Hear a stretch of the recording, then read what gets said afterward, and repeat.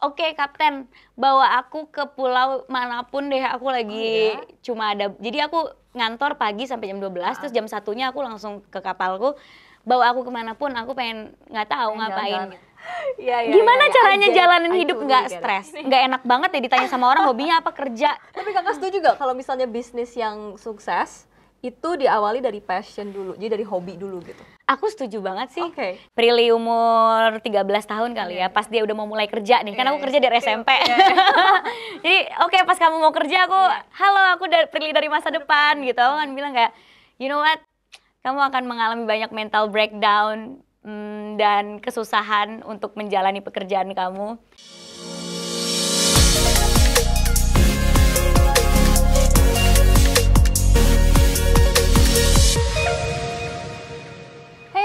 Welcome back to Safe Space Podcast. It's me Agatha Chelsea, dan hari ini I'm so excited karena aku akan berbincang-bincang dengan bintang tamu yang menurut aku sangat inspiratif, sangat kita bisa belajar banyak banget hal dari dia. Ada Kaprila Tukonsina. Halo, thank you banget semuanya. Makasih udah mampir ke kantor aku ya, syutingnya. Di kantornya kakak. Makasih. Apa kabarnya kak? Baik, kamu apa kabar? Good. What is up with your life right now? Udah lah nafas ya? Udah lah nafas. Yang pasti aku sekarang lagi sibuknya ngantor untuk Cinemaku Pictures dan beberapa bisnisku juga. Sekarang kan hektiknya karena Cinemaku Pictures lagi mau launching film. Dan karena aku di kantor tuh CMO, aku marketing officer, jadi bener-bener ngurusin semua aktivitas marketing, strateginya seperti apa, promosinya. So jadi kalau film menjelang tayang kan marketingnya lagi heboh-hebohnya banget kan. Jadi setiap hari harus standby di kantor. Terus juga ada beberapa bisnis baru juga yang masih harus diperhatiin detail per detailnya. Jadi ya lagi sibuk around that gitu. You have so many things to do, yang kayak maksudnya sibuk banget. Itu gimana sih kak, kayak bisa balance-nya itu gimana? Actually susah banget ya, tapi untungnya aku punya sekretaris yang kuat mentalnya. Jadi dia sangat kuat mental untuk mengatur jadwal aku gitu. Jadi aku emang ngatur jadwal aku tuh per jam gitu loh. Jadi si sekretaris aku ini namanya Ovi. Hai Ovi, thank you udah kuat kerja sama aku. Jadi si Ovi ini dia setiap harinya akan ngirimin jadwal aku tuh besok akan ngapain dari aku bangun tidur sampai aku selesai. Dan itu per jam. Aku emang mintanya per jam plus harus ada lokasinya di mana karena harus ada perhitungan perjalanan kan. Perjalanan tuh kita berapa jam di jalan gitu-gitu. Jadi kayak misalnya Ibu jam 6, Ibu pilates misalnya gitu. Jam 6 sampai jam 7 pilates, terus jam 7 siap-siap Ibu misal ke kantor gitu. Terus jam segini Ibu ada meeting online dulu, lokasinya di sini sambil ngantor. Nanti sore Ibu ada meeting di sini. Jadi kayak bener-bener ngaturnya itu per jam. Jadi dan kalau bisa tuh dalam sehari aku bisa nyelesain pekerjaan aku tuh semuanya gitu. Jadi ada checklistnya. Ada checklistnya. Jadi dalam sehari tuh harus ada kerjaan sinemaku yang selesai, harus ada kerjaan bisnisku yang lain selesai, harus ada kerjaan aku sebagai brand ambassador, aku sebagai public figure tuh ada gitu. Jadi benar-benar diatur semuanya. Tapi semuanya itu udah include sama rest time-nya juga kah atau gimana kak? Nah belum, jadi aku lagi struggling banget sama si Ovi ini karena aku punya request di tahun 2025. Aku bilang seminggu sekali aku harus ada libur full time buat aku karena aku harus me time. Jadi request aku sama sekretaris aku seminggu sekali aku harus ada full time libur nggak ngapa-ngapain. Jadi satu hari itu atau satu gimana? Hari aku nggak mau ada apapun, nggak mau ada apapun, including online meeting karena itu tetap mikir kan. Benar. Terus aku harus ada tetap seminggu 2 kali tuh dia harus bisa nyelipin pilates sama dia harus bisa nyelipin training free dive. Yang training free dive yang agak susah karena training free dive tuh 3 jam kan. Tapi aku udah request itu, jadi mulai Januari tuh udah harus ada jadwal training free dive, pilates sama 1 hari me time gitu. Terus kalau misalnya dengan kesibukan itu semua kak, gimana caranya kakak bisa stay connected with like people you love, like your friends, your family? Well actually kalau untuk saat ini aku tuh berusaha ada ke keluarga aku itu ya pastinya tetap aktif di telepon. Karena kan aku sekarang udah tinggal sendiri ya. Tinggal sendirinya tuh karena kantor jauh sama rumahku. Jadi aku izin sama orang tua aku izin sama orang tua supaya perjalanannya lebih singkat, aku di apartemen gitu. Cuma ya aku tetap aktif di grup keluarga, tetap setiap hari pasti teleponan sama orang tua nanya kabar gitu-gitu. Untuk terus kayak aku bilang lagi juga sama tim aku, at least seminggu sekali, atau kalau lagi nggak bisa banget 2 minggu sekali, aku ada makan siang atau dinner sama keluarga. Supaya kayak ada bondingnya. Aku tiba-tiba nggak hilang, nggak jadi anak hilang gitu. Kalaupun aku nggak bisa pulang ke rumah, at least aku bisa take my family untuk lunch atau dinner gitu. Begitupun juga sama temen sih. Gitu. Tapi so far kan kakak sekarang awalnya masuk ke karir entertainment dengan tampil di depan layar nih. Now you're moving ke belakang layar. I mean you're doing both lah. Which one do you enjoy more? And which one do you think you're gonna continue to pursue in the future? Actually, I enjoy more behind the screen. Behind the screen. Iya, aku nggak tahu kenapa aku enjoy banget sama proses menjadi produser dan ya belakang layar semua bisnis dan film-filmku gitu. Karena prosesnya memang lebih sibuk tapi lebih seru. Terus kayak nggak tahu ya, aku enjoy aja working with my team. Terus kayak bener-bener create everything from scratch, dari nulis skripnya, dari apanya. Cuma ya tetap I love acting. Jadi pastinya tetap harus ada project aku di depan layar karena that's also kayak my therapy juga. Aku suka banget acting gitu. And it's a talent juga that you have to act, karena nggak semua orang bisa acting juga sih Kak. Iya, bisa kalau belajar bisa kok. Ya jadinya kayak aku setahun 1 atau setahun 2 project lah di depan layar. Pilih gitu. lah ya. Cuma you have so many talents in your life. Bisa dibilang apakah itu semua karena the product of hard work, or it's just a gift from God, or no, it's never a gift from God. Maksudnya it's a gift from God, tapi kalau kita nggak take care of it, you're not bisa disappear, you know. Kayak orang yang punya talent tapi talent yang nggak diasah kan bisa hilang talentnya. Ibaratnya tuh kayak apa ya? Aku ngelihatnya talent tuh nggak mungkin 100% pure kita bisa melakukan itu. Pasti harus ada diasahnya, harus ada belajarnya gitu. Itu hard work dan support system, dan pastinya anugerah dari Tuhan juga aku punya kemampuan untuk melakukan ini semua, tapi tanpa dibarengi dengan ikhtiar. Ya kan kita nggak bisa berdoa doang dan menerima. Harus berdoa dan berusaha. Iya, kayak ya Allah terima kasih ya atas talentnya, terus udah nggak ngapa-ngapain gitu. Nggak mungkin bisa kayak gitu. Jadi kalau misalnya kita ngerasa punya talent, aku ngerasa kita juga wajib take care of it. Itu adalah bentuk kita bersyukur juga kan ke Tuhan gitu. Kita mengasah talenta yang Tuhan kasih gitu. So you believe that hard work beats talent dong ya Kak, in a way? Iya, I kind of ya. Karena I don't know, menurut aku tuh kepintaran seseorang akan bisa kalah sama kerajinan seseorang. You know, kadang kan ada orang yang mungkin oke, gue udah pintar, tapi abis itu lupa, nggak diasah dengan baca buku, nggak diasah dengan gain knowledge dari yang mana gitu. Akhirnya dia bisa kalah sama yang mungkin tadinya nggak sepintar dia secara IQ atau apa, tapi ini orang rajin dan kerja keras gitu. Jadi what motivates you the most to continue to thrive in this industry? Mungkin because I love my job ya. Pertamanya tuh karena aku mencintai apa yang aku lakukan sih. Jadi apapun yang aku lakukan tuh aku pengen bisa 100% gitu. Aku berusaha kayak mau sepenuh hati menjalaninya dengan baik gitu. Terus aku ngerasa I don't want to take everything for granted gitu. Kayak aku punya privilege yang aku punya gitu, kayak support system, posisi aku sekarang. I don't want to take that for granted. Aku harus terus bisa menggunakan privilege itu dengan baik sehingga aku bisa terus impactful kan gitu. Jadi mungkin itu kali ya. Dari sekian banyak, kalau tadi yang aku dengar dari kakak kan lebih interested, lebih suka sekarang sama belakang layar. Cuman kalau mau depan layar pilih-pilih. Considerationnya apa Kak dalam pemilihan film yang mau diambil dan yang nggak diambil? Cerita. Iya, cerita. Jadi kayak kalau aku jatuh cinta sama skripnya, mau aku jadi peran pendukung atau scene-nya cuma 3 scene, 4 scene, aku tetap terima. Jadi kayak aku tuh nggak harus, Prilly harus peran utama, enggak. Aku kayak nggak apa-apa kalau peran pendukung atau cuma kayak 10 scene gitu satu film, nggak apa-apa. Tapi aku harus suka sama 10 scene-nya itu. Kayak menurut aku itu kayak, oh my god, aku bakalan ngelakuin ini. Karena acting itu kan kayak elemen of surprise-nya banyak ya. Kadang kita nggak tahu kita bisa ngerasain certain emotion kalau kita nggak acting. Jadi kalau aku baca skrip terus aku jatuh cinta, mau aku cuma 1 scene, 2 scene, aku tetap ambil sih. Cerita yang kayak apa yang kakak suka? Nah, kalau itu tuh aku nggak bisa tentuin karena penulis-penulis di Indonesia tuh idenya luar biasa gitu. Karena aku bahkan nggak kepikiran, terus pas baca skenario kayak, nih orang kepikiran aja lagi bikin cerita kayak gini gitu. Bahkan ke tim kreatif aku sendiri gitu, kadang mereka suka pitching project kan. Nih Bu, ini ideasnya. Oke, kalian kepikiran juga bikin karakter aku kayak gini. Nice, menarik gitu. Jadi kayak aku nggak bisa tentuin aku sukanya yang kayak gimana, tapi yang pasti yang menarik dan jarang ditemukan di kehidupan kita sehari-hari kali ya. I Gitu. see. Jadi yang lebih unik lah ya. But since you are an actress, a public figure, an entrepreneur, educator juga, in a way, kakak sebenarnya pengen dikenal sebagai apa sih? That's hard. It's a very tricky question. Apa ya?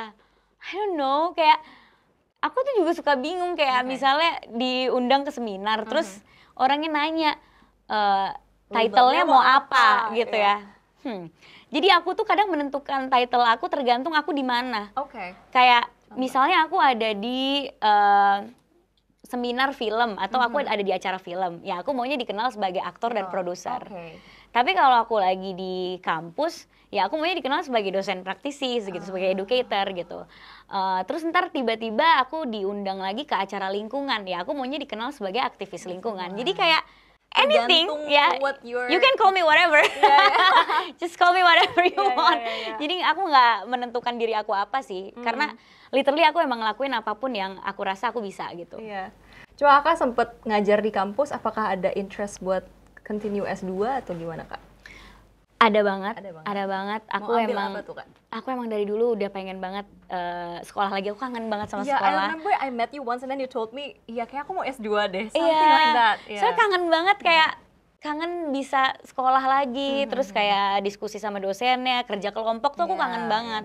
Jadi aku emang pengen S2, cuma nggak dalam 2 tahun ini karena aku kan lagi menjabat di Festival Film Indonesia sebagai ketua pelaksana dan itu nggak mungkin bisa ditinggal. Jadi abis jabatan aku selesai di FFI mungkin aku akan lanjut S2.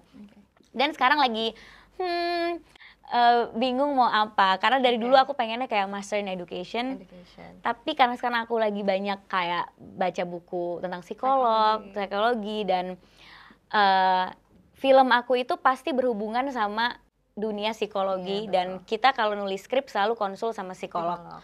Dan kita selalu raise awareness tentang mental health, apa segala macam. Jadi aku ngerasa kayaknya oke juga kalau aku S2-nya ambil psikologi, karena itu masih berhubungan sama kerjaan aku gitu. And I feel like there's no end to psychology juga sih. Exactly, kayak kita setiap hari kan mempelajari manusia kan, hidup ini gitu. Bener banget. Cuma kalau aku boleh tanya ya kak, ini aku mungkin mewakili banyak orang yang bertanya juga. Menurut kakak kalau kerja itu harus passion apa enggak? Tergantung mau burn out-nya banyak atau enggak. Kalau karena aku ngerasa gini, kalau aku kerjanya itu nggak pakai passion, aku burn out terus.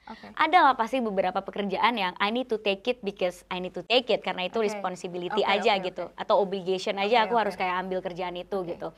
Pasti kan kita sebagai public figure ada di momen-momen kayak gitu kan, aduh sebenarnya nggak pengen banget tapi kayak I need to gitu. Udah tanda tangan kontrak nih. Iya kan. Nah itu jadinya tuh burn out banget dan ngejalaninnya tuh susah gitu, kayak rasanya tuh pengen cepet pulang, terus itu juga pasti ngaruh ke mood dan ngaruh ke performance aku gitu. Aku tuh 100% nggak sih ngasih hati aku ke sini gitu. Jadi kalau diri aku sendiri, kalau bisa at least kamu ada passion walaupun dikit aja, kayak you believe in what you do gitu, ada interest gitu, kayak jadi walaupun burn out, at least you know you're doing something that you love gitu. Kayak aku burn out di kantor, tapi aku tahu kerja di dunia film dan nge-marketingin film tuh aku suka. Jadi kayak ya it's at for the least big goal lah ya. at least aku suka gitu, at least resultnya aku bakalan suka, prosesnya aku suka gitu. Jadi emang harus ada at least for a bit lah ya passion. Iya, walaupun kan nggak semua orang punya privilege bisa melakukan apa yang dia suka. Kadang kan kerja ya harus emang karena harus melanjutkan hidup, harus kerja. Cuma at least find joy di kerjaannya gitu. But what do you do when you experience burnout? Aku shutdown lagi orangnya. Oke. Ya, jadi aku kalau burnout tuh nggak bisa cerita atau nggak bisa tiba-tiba kayak yuk ketemu yuk sama teman-teman gitu, nggak bisa. Jadi tandanya aku shutdown itu teman-teman aku udah tahu banget, pasti aku ngilang di circle, nggak balas WhatsApp, nggak angkat telepon. Ini pasti dia lagi burnout gitu. Terus story-nya dikit atau isi story Instagram aku cuma repost. Jadi bukan aku yang nge-story gitu, pasti repost dari fans atau apa. Ini pasti sesuatu lagi sama dia. Dan itu teman aku udah hafal, jadi kayak are you okay gitu. Karena kerjaan aku kan ketemu sama orang nih.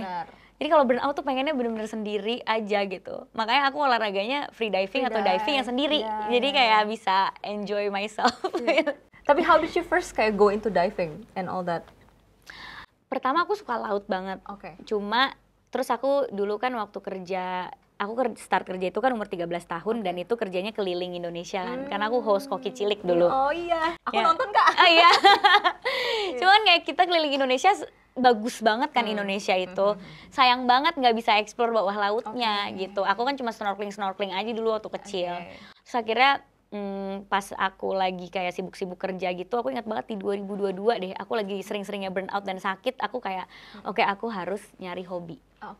Karena aku tadi nggak punya hobi. Kalau ditanya orang hobi lo apa? Apa ya, kerja gitu. Kan kayak nggak enak banget ya ditanya sama orang hobinya apa, kerja. Boring banget gitu. Jadinya kayak oke, aku harus nyari hobi. Jadi aku diving, oke aku suka. Terus aku mancing. Aku nyoba aja gitu mancing kayak suka aku ternyata nunggu bengong-bengong gini sampai dapet ikan gitu. Aku suka. Terus kan misalnya mancingnya pakai metode popping kan kita gerak terus. Iya aku suka loh gerak-gerak gini di laut gitu, walaupun gak dapet ikan aku tetap suka aja. Iya. Saya kira aku free dive suka. Akhirnya kalau ditanya, yes udah punya hobi. Aku hobi mancing, free dive, diving gitu. Nggak kerja lagi hobinya gitu, kayak aneh banget orang hobi kerja gitu. Cuma berangkat dari hobi itu mungkin Kak, dari diving terus sama mancing, kakak jadi punya usaha kapal. Itu gimana? Iya, itu juga agak-agak, saya juga bingung, namanya juga saya ya. Iya, itu jadi kerja lagi. Itu aku baru sadar kayak, why? Kenapa gue melakukan ini untuk diriku? Jadi kayak, iya jadi dari dulu tuh aku selalu pengen punya kapal. Kayak, aduh ini gimana ya ceritainnya. Jadi kalau misalnya aku mancing, itu kan nyewa kapal orang gitu ya. Ini nggak penting banget sih sebenarnya ceritanya ya. Jadi aku mancing, kebelet pipis. Terus kayak gimana kapalnya nggak ada toilet kan, terus kayak diving pun gitu, free dive pun gitu nggak ada toilet. Jadi kalau kamu mau pipis itu kamu beneran harus nyebur dan pipis di situ di laut kan. Gitu. Really? Yes. Dan waktu aku ke kayu manapun aku sorry banget aku buang air besar di hutan kayak karena nggak ada toilet gitu loh. Jadi kayak aku kan suka bolang tapi kayak tidak difasilitasi ya, gitu. Maksudnya aku suka ngebolang, cuma kayak masih yang suka kayak serius aku harus pup di sini. Kayak oke, ya udah sana jangan lihat. Itu tuh masih aneh di aku, walaupun aku udah berkali-kali melakukan itu ya. Aku udah sering banget kayak aku nyebur dulu ya, mau ngapain, mau pipis. Jadi kegiatannya nggak ada nyebur, tapi karena mau pipis aku harus nyebur. Jadi aku nyebur, aku lagi pipis terus naik ke kapal. Itu udah sering banget aku lakukan. Terus habis itu kayak kalau punya kapal sendiri gue pengen ada toiletnya sih. Jadi dari cita-cita itu, gue pengen sih punya kapal yang bisa tidur gitu. Jadi kalau nunggu tuh nggak encok gini ya, gitu nggak koyoan abis mancing gitu ya, nggak ini. Pengen sih punya kapal sendiri. Terus iseng kayak ngeliat kapal gitu kan, ngeliat kapal kayak ya ampun kayak seru deh punya kapal sendiri. Ya udahlah mulai dari hobi itu kita menyisihkan hasil uang ini untuk nabung beli kapal gitu ya kan, gitu segala macam. Terus udah tahu akhirnya ya udah aku yaudah deh beli kapal yang kecil aja dulu, maksudnya bukan kapal lihat yang mewah dan tingkat gitu, enggak lah ya gitu, yang maksudnya cukup untuk aku sendiri kalau trip gitu. Terus habis itu aku kepikiran kayak ini nggak akan aku pakai juga, terus kayak harus bayar pajak, parkir. Ternyata beli kapal nggak kayak beli sepatu gitu ya, kayak abis puja udah enggak, harus ada maintenance, harus mikirin parkir di mana.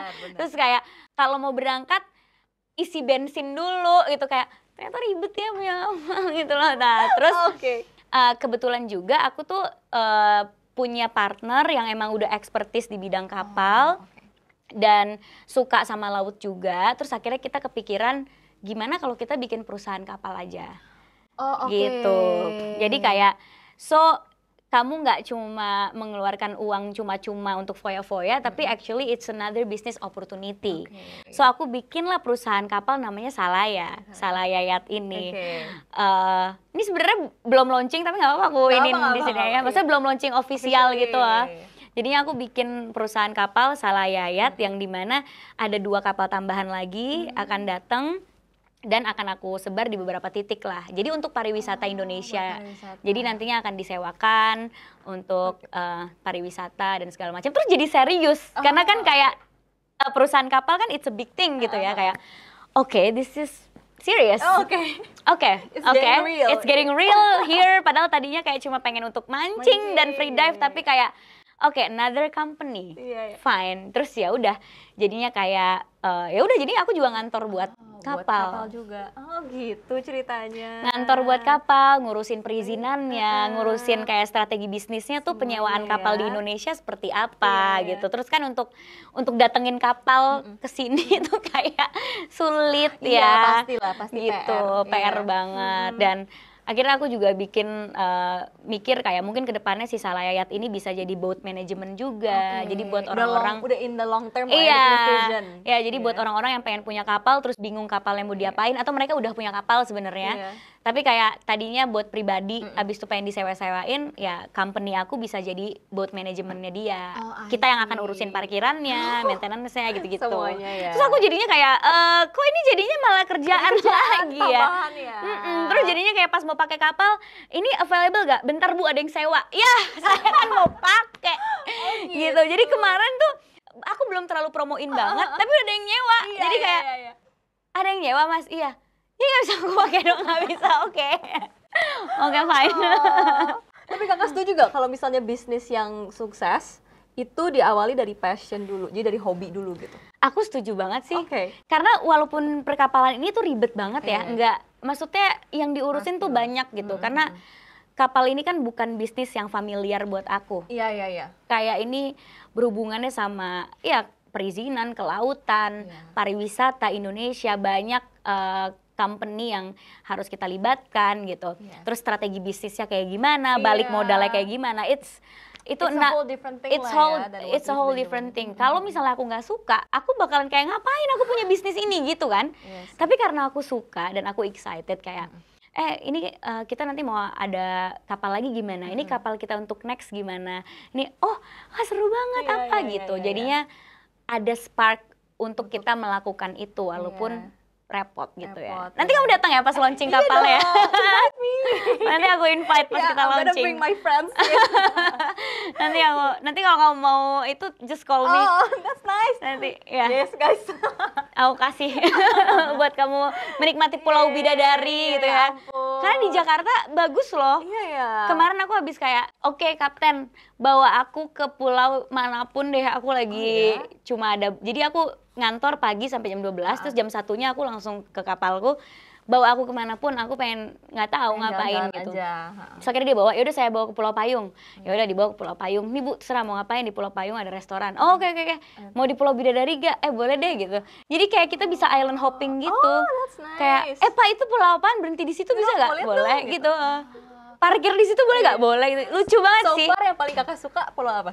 Paling suka aku Pulau Payung aku suka sih, karena di situ udah ada resort kan. Jadi kayak ya udah kita ke situ bisa ke restorannya atau apa.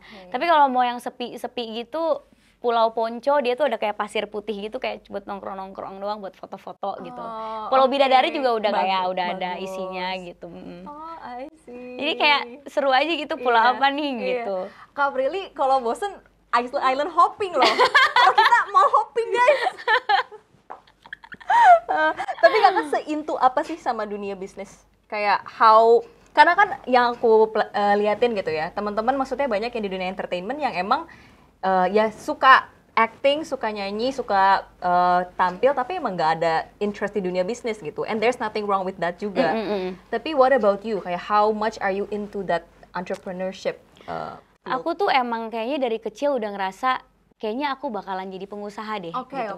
Karena waktu SD aku itu jualan stiker, jualan kertas files. Kamu tahu sih kertas files dulu? Binder gitu. Iya, binder gitu. Jadi dulu tuh kalau opa aku pergi ke luar negeri, aku tuh nitip stickers. Nitip ya, beliin aku oleh-oleh stickers. Nah, nanti oleh-oleh yang harusnya dia kasih buat aku itu aku jual. Jadi kayak maaf banget opa, aku jual. Mindsetnya udah kayak bisnis mindsetnya kayak ini kalau gantungan kunci dan stiker-stickers ini nggak kepake buat aku, mendingan aku jual ke teman-teman aku gitu. Jadi aku tuh waktu kecil bawa tempat es krim yang isinya tuh isi duit hasil jualan. Terus mama aku kayak, emang boleh sama guru jualan di sekolah gitu, kayak ya boleh aja, nggak dilarang. Jadi aku jualan kertas files, jualan stiker gitu. Jadi aku kok dari kecil udah suka ya jualan gitu. Interest gitu ya. Kayak udah suka.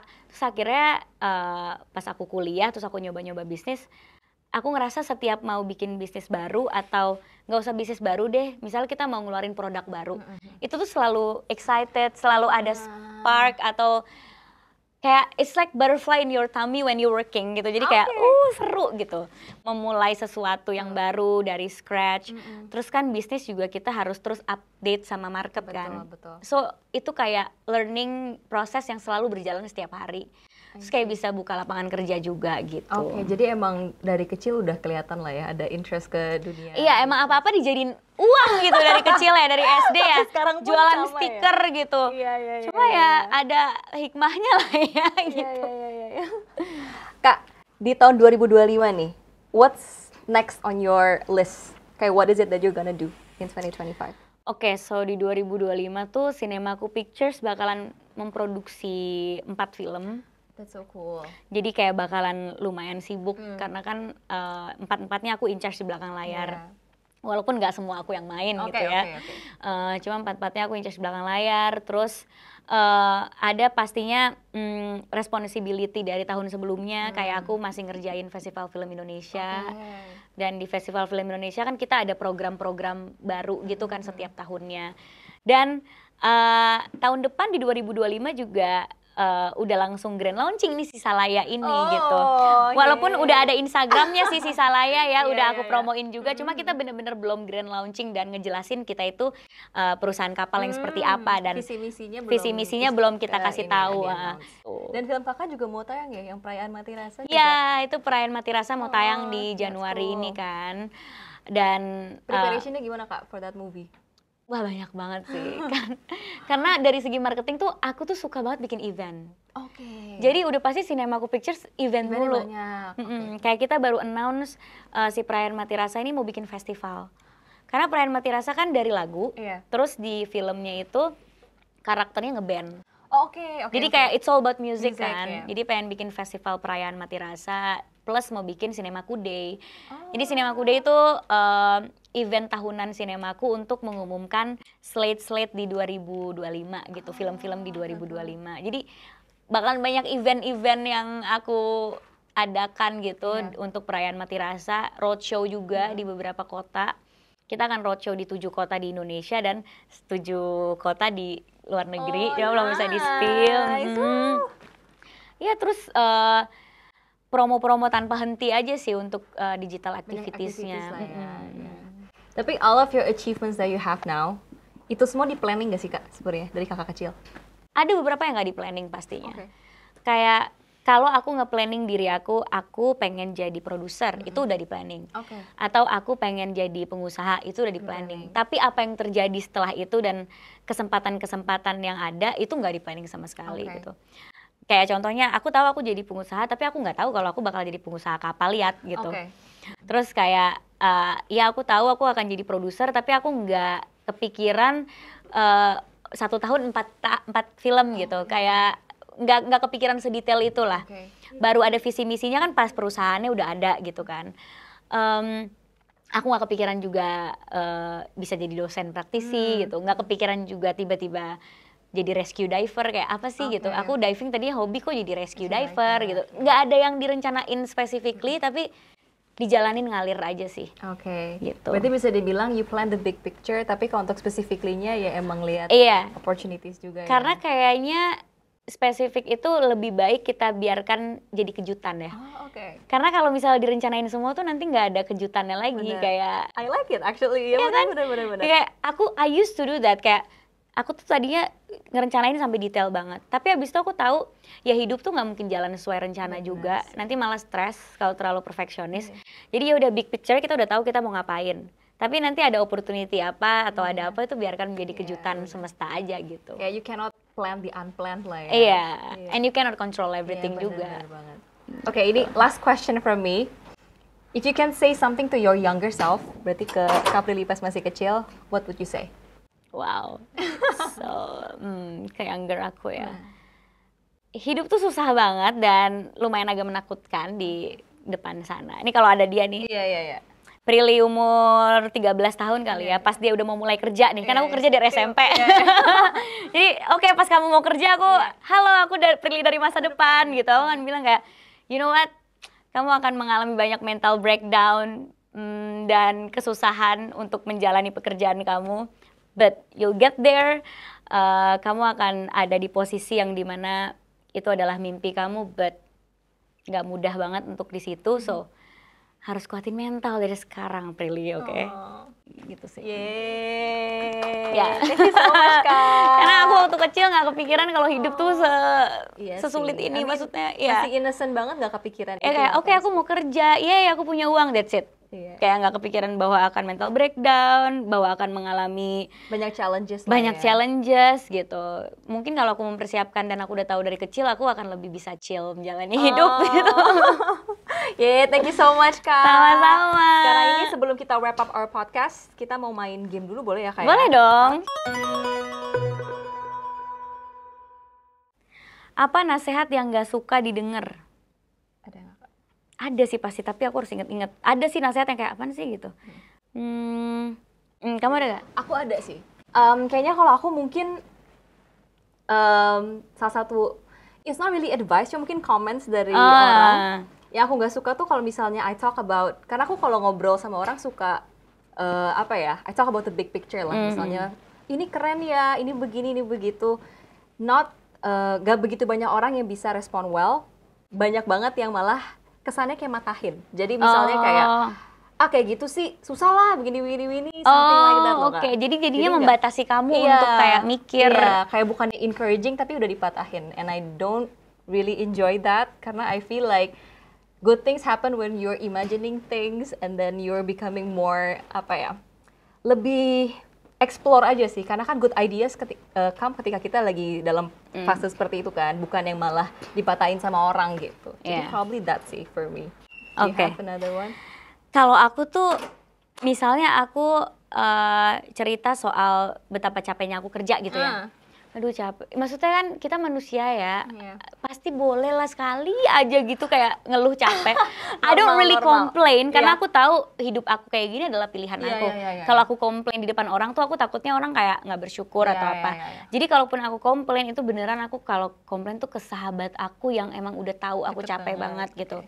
Tapi kalau misalnya aku kelepasan gitu kayak, ya Allah capek banget, atau misalnya kayak astaga ada jadwal lagi gitu, misalnya kayak cuma sekedar itu dinasehatin kayak ya udah sih jalanin hidup tuh jangan stres, nyari apa sih dalam hidup, aku kayak excuse me kayak gimana caranya jalanin hidup nggak stres, maksud aku kayak iya kita jalanin hidup harus happy, tapi nggak mungkin kita 100% itu happy menurut aku. Dan sebenarnya all of that emotions tuh normal juga. Dan buat normal kita banget. Rasain. Kita stres bukan berarti kita nggak happy. Iya benar. Kita stres emang karena lagi stres aja. Dan itu momen aja lah, nggak enjoy aja sih, nyari apaan sih dalam hidup gitu.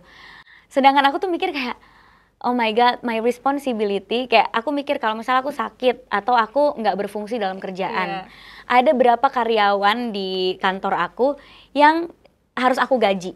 Kalau misalnya aku nggak berfungsi kan nanti aku nggak bisa gaji mereka gitu.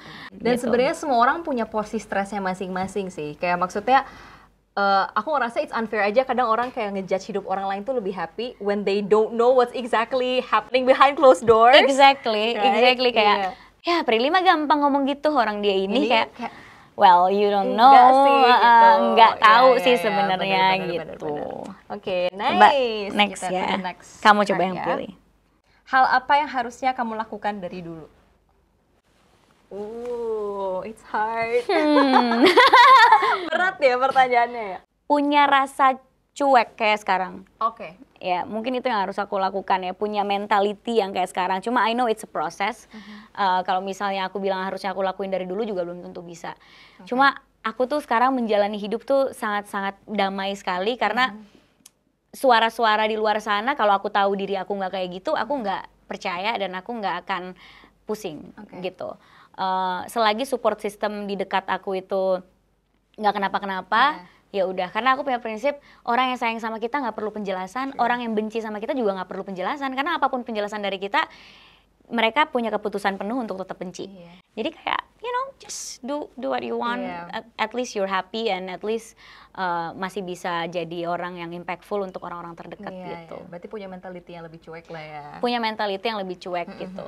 Karena aku overthinking banget dari dulu gitu. Sama sih. Iya kan. Cuma sekarang kayak no gitu kayak I don't wanna think about it. Tapi it takes time kayaknya deh Kak. Oh, takes time banget. Banget sih. Karena emang kita kan manusia emang kayak udah diprogram untuk mikir and then we're programmed to think about what people think juga, to consider that. Jadi emang it's not that easy juga and it's gonna take time buat kita bisa take jadi time sama take the right support system. Bener banget. Kalau aku mungkin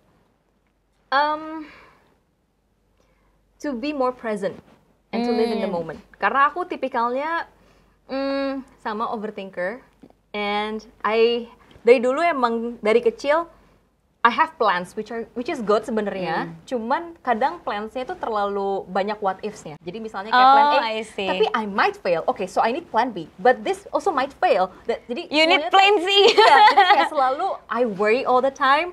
Dan itu yang bikin aku jadinya nggak enjoy the moment. Gitu. Jadi simpelnya kayak ya aku nyesel dulu waktu aku zaman sekolah, I don't really appreciate my time with my friends. Karena aku kayak mikirin, oh my god, habis ini aku syuting dan aku harus belajar, aku harus begini, harus gini. Jadi semuanya tuh just plans in my head. Jadi your social life tuh nggak balance. Iya, nggak balance. Terus jadinya nggak open up with my friends, and then jadi apa ya, kurang be present aja sih. Padahal kalau looking back kayak to my life pas zaman-zaman SMP, SMA tuh sebenarnya seru banget gitu.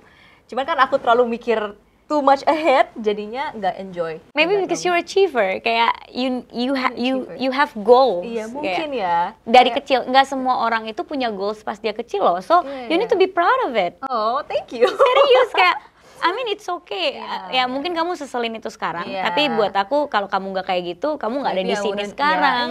Iya, tapi ya mungkin yang sekarang kamu bisa pelajarin, I might fail, but maybe I need to fail. Iya, exactly, like mistakes are okay gitu. Iya. Itu yang harus lebih. Kayak it's okay to achieve something, tapi kalau nggak achieve juga it's fine. Gitu. And be more present is obviously PR buat aku banget sih. Kayak maksudnya to appreciate people around me. Karena kan people in your life juga might not stay in your life forever. Iya, right? So that's true. You gotta appreciate what you have in front of you and like your circle, I guess itu sih. Tapi you need to be proud of yourself, sumpah. Karena kayak, aku selalu kayak bangga banget sama orang yang kayak dari kecil tuh mikirin masa depannya apa dan kayak nggak cuma mikirin main aja gitu dan kayak oke, aku plan B-nya apa, plan C-nya apa ya, kayak nggak banyak orang, apalagi waktu kamu SMP kamu bilang kan waktu kecil udah punya pemikiran sedewasa itu. So I'm proud of you. Thank you so much. Kita ke last card ya. Oke. Mau kakak ambil lagi? Boleh. Seperti apa gambaran dirimu 10 tahun ke depan? Berat banget. I'm gonna be 38. I'm gonna be 38. In 10 years. In 10 years I'm gonna be 32. Still young. Aku almost 40. 10 years. Okay. Well, age is just a number. It's okay. Maybe I'm gonna be hot mom. Wow. Pede banget gue. Jemput anak sekolah pakai Converse gitu kayak sayang gitu. I don't know. Well, dulu I never picture myself have a family karena karena aku tuh biasanya mikirinnya tuh karir atau segala macam.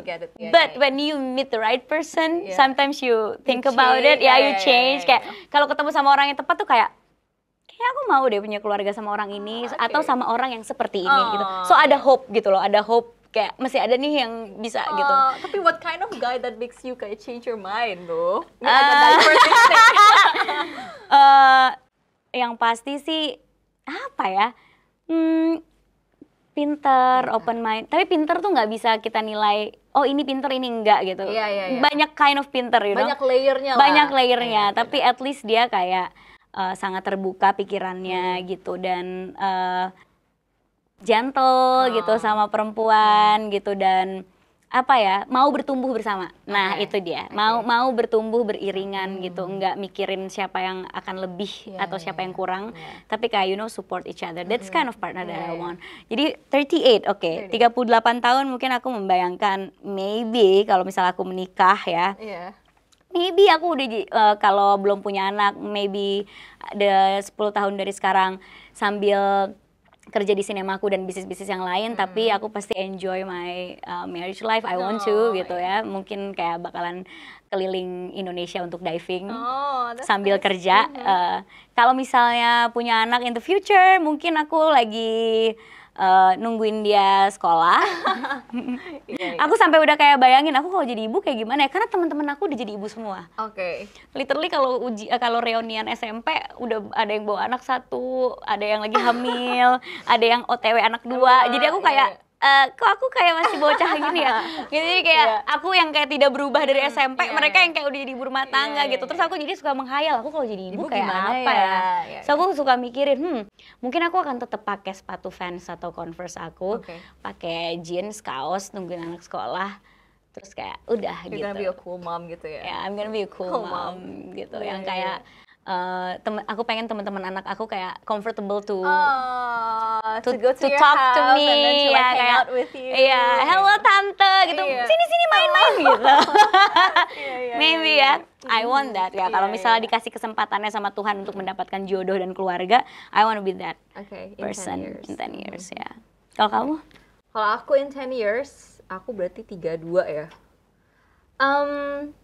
Hopefully udah discover what I really wanted to do career-wise.